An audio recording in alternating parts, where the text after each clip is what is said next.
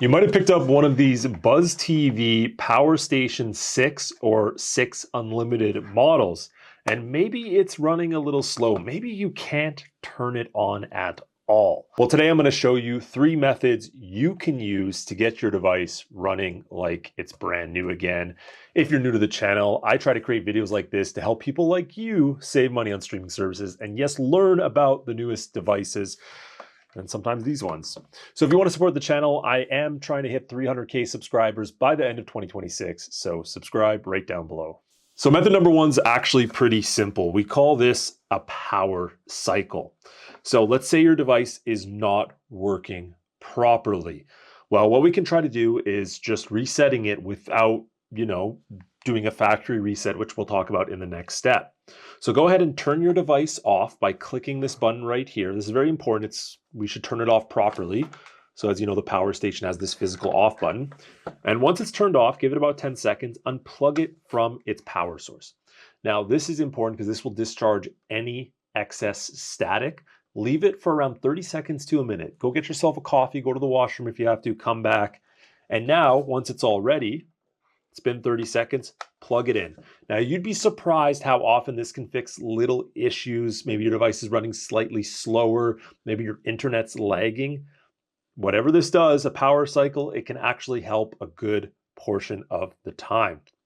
But if that doesn't work, check out step number 2, because that one might. For method number 2, this is if you still have access to your device, but it's just running crazy slow. And this could be a number of reasons. Maybe you just have way too many installed apps on here. Maybe you just have way too many things loaded on your device. Maybe there's some malware or something on your device. Well, there's only one real way to fix this. And if method number 1 didn't work, this hopefully will. Go ahead and head to settings, click on it, and then scroll down till you find device preferences. From here, you want to find the about section and scroll down until you find factory reset. Now, I want to let you know this is going to completely wipe your device. Like nothing was installed on here, anything that you've installed or any other data you've put on it, completely gone. This is basically wiping it like it's a brand new device. So again, this should be a last ditch effort. And if you can still access your device, this is a really great option. But if you can't access your device, and let's say it's not going to your Google home screen at all or your home screen right here, well, there's still one more option. Check this one out. So maybe you weren't able to do step number 2 because you can't actually get inside your device. Like it's not going to this home screen right here. Well, here's what we can do. Go ahead and turn your device over, and you're going to notice it has this plated bottom. We can pull this off. You just have to grab like a little something to get in there, or your nail if you have. And you'll see this backing right here. Now, one thing you'll notice is on the left-hand side, there is this little hole that doesn't seem like it belongs. Well, inside there is actually a little pushable button. So here's what we want to do.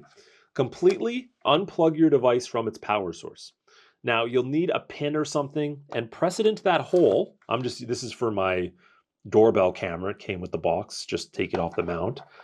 And you want to push down that button. You don't have to push too hard. It really doesn't require a lot of pressure. At the same time, plug in your power source, but keep the button held down. You want to keep holding it down. Do not take any pressure off. And it's going to bring you to this screen right here. Once you see this, you can pull it out. Now, this is the Android reboot recovery screen. And there's going to be a few things we can see here. Now, you actually can control the menu by using the volume keys on your BuzzTV box. So I'm just using the up and down keys. And there's only a few things we're going to need inside this menu. Now, the first thing we want to do is hover over top wipe cache partition. Now you want to go ahead and press the OK button, press it again, and you want to do that 3 times. I don't know why, but I've done this with all Android boxes I've ever had issues with, and just doing it 3 times seems to help. Maybe I'm wrong, but I do it 3 times, so I suggest doing the same. After that, you want to head to Wipe Data Factory Reset. Now you can also see you can apply updates via ADB and SD cards from this menu, but we're going to do it this way. So go ahead and wipe data. Again, this is going to completely reset your system like you've never used it before. Click on that. The only difference is you don't have to do this from the actual settings menu. So this is going to take a few seconds, and when this is complete, you'll now see your BuzzTV box after a bit of time. That was about 5 minutes. It just went away. Sometimes it reboots a few times.